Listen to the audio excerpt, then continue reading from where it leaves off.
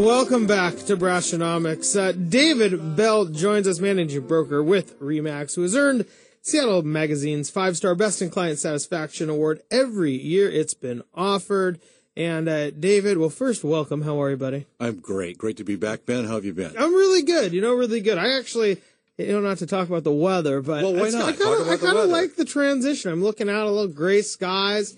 We have a big rooftop deck, and we have a door that goes up there. We actually closed the door last night for the first time in like 6 weeks. So, well, last night was the first night I didn't have to water my tomato plant, so it was really kind of nice. Yeah. Fall transitions happening everywhere. I usually remember about 11 o'clock at night, and I get up out of bed. You're already in bed. I have to go out and water it. Yeah. It's like, that's more of me. That's like plugging in my cell phone. About 11 o'clock, like, oh, man, I got to go plug in the cell phone. Anyways, that has nothing to do with what we're going to talk about. David, you are not a GoDaddy customer, but...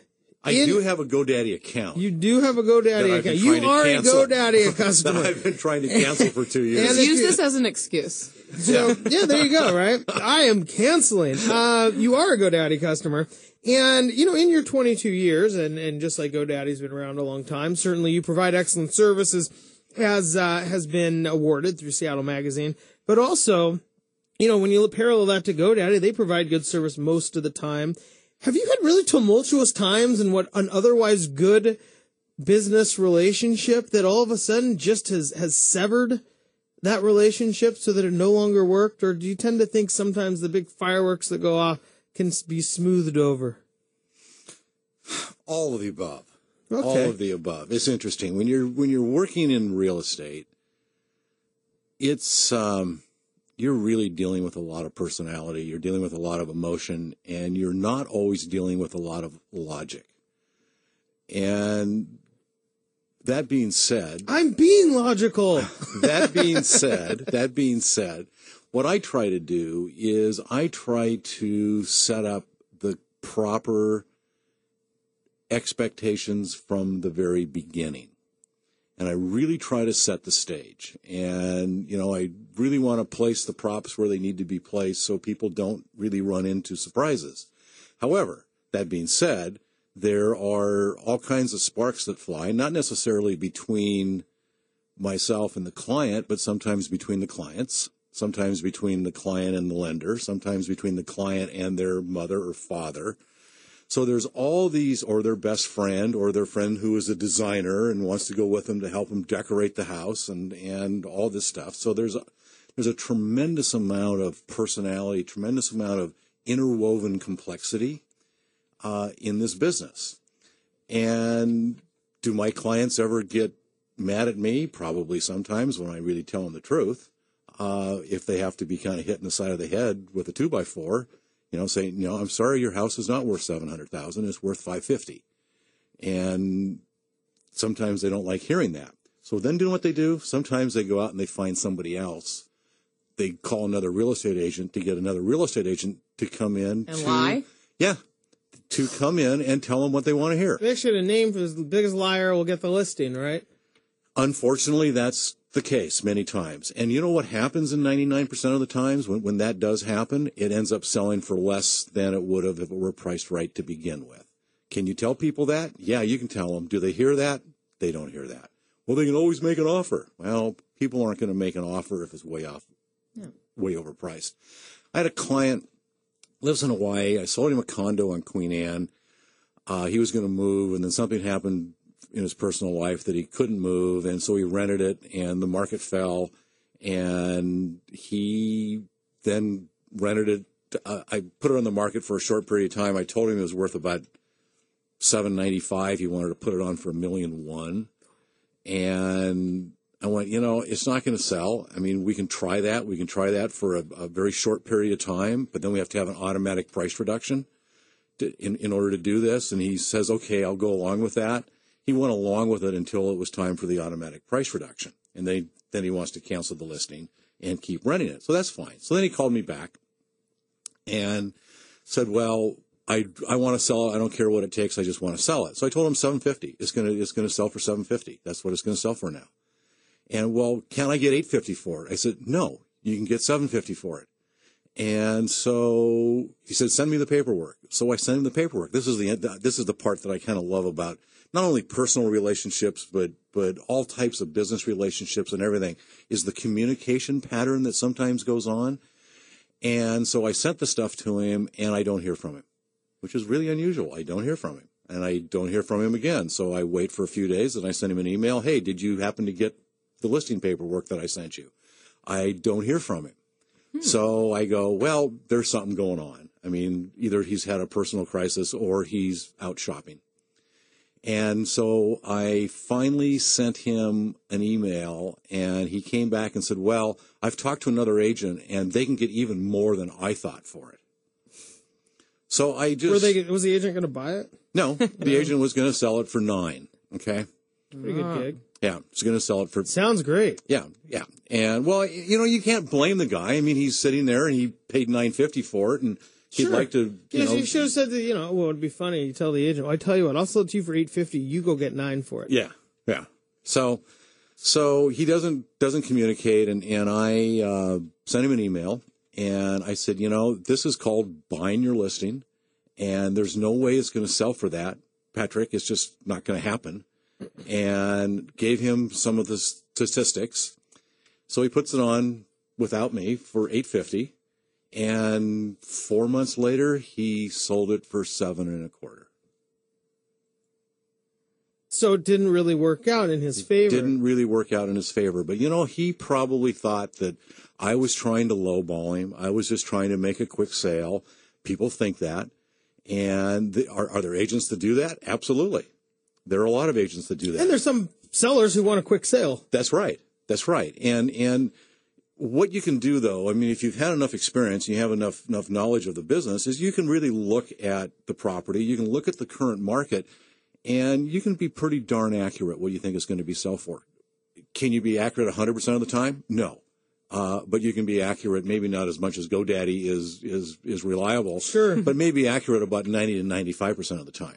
And as long as you're taking, I hate this word, proactive approach to it, then you might push the price a little bit, and then you're ready to reduce the price after it's been on the market for a short period of time, not a long period of time. And then price reductions have to be fairly significant. They can't be a $5,000 price reduction on a $500,000 house. They've got to be 3 to 5% price reductions if you're going to push the price. So this is kind of this, I guess, the GoDaddy scenario where you had worked with somebody for a long time. You've done a lot of good work for them. Yeah. And now, in this case, it was a difference of opinion, I suppose, in that what he thought a house was worth and you did. But I guess kind of in the same breath, the difference of opinion essentially created a severed relationship rather than going, okay, we have a different opinion. Why don't we work together in order to solve or come to terms in some ways? And I think that's what some people just have this fight or flight type of, there's a relationship thing I think I learned from our premarital counselor, but you're either going to go and fight for what you think, or you're just going to walk away and you're not going to talk about it anymore. And I think that's probably what loses some people. Here's the interesting part of that. If you really care about your client and you really care about the price they sell it for and you really want them to get the highest possible price, overpricing is the worst thing they can do. And why is that? Because what happens is, because I represent a lot of buyers, when I see properties that are overpriced, I go, oh boy, we're just going to wait. Now, if some idiot wants to buy this right away, let them, pay $100,000 too much for it. But what's going to happen is it's going to sit on the market, and they're going to have one price reduction. Then they're going to have another price reduction, and that second price reduction is going to probably be down below where they should have been to begin with.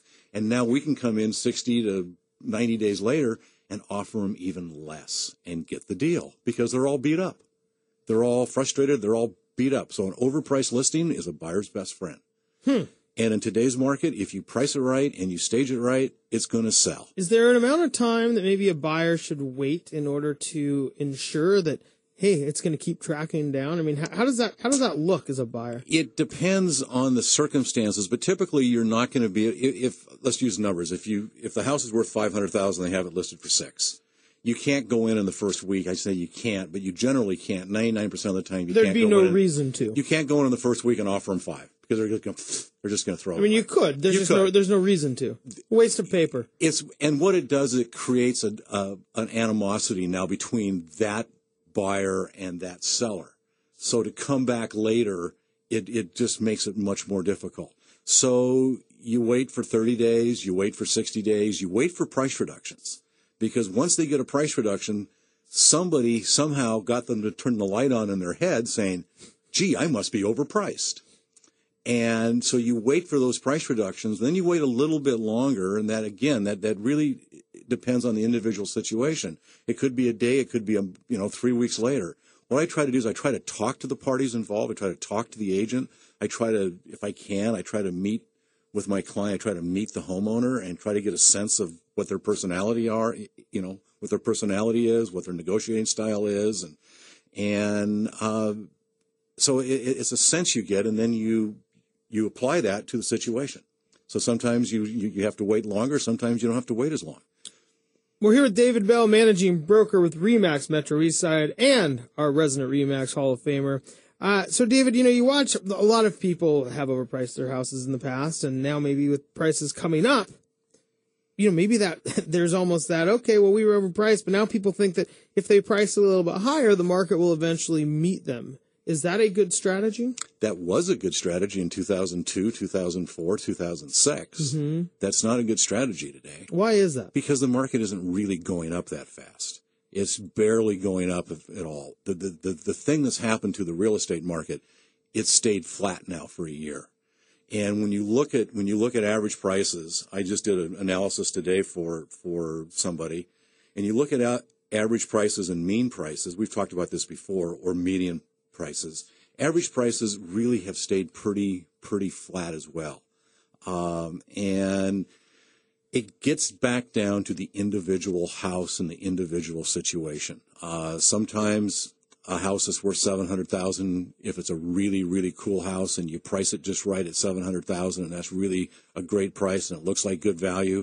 You might get 3 or 4 offers on it. It might get bid up to 7.5, 7.10, something like that. Whereas 6-7 years ago would get bid up $100,000 sometimes, because people had that mentality, well, just wait for 2 years and it'll be worth that. Right. And that's so the difference really is then in the mentality of where the prices are going to go. Right. And nobody feels like they're going to be priced out of real estate forever. And I don't know where prices are going to be next year. We won't know that. We won't know that until we see what happens with the national economy. Yeah. And what happens with the local economy. Yeah. And taxes and everything else. It seems like, there's so many factors that go into these things. It's incredible. Well, it's a psychological factor that drives the economy and also drives housing. Yeah, the consumer confidence. Yes. Well, David, I know a lot of people have consumer confidence in you, and so we appreciate you coming back, joining us. We do have to go to break. But, you got to figure out the people you want to work with and how much confidence you have in them. And if people in the real estate industry or finance industry or even GoDaddy tell you that something's going to get done and you have confidence that they can do it, then it's probably not the right time to sever a relationship just because it's not what you want to hear. We'll be right back after this break. Thanks, man.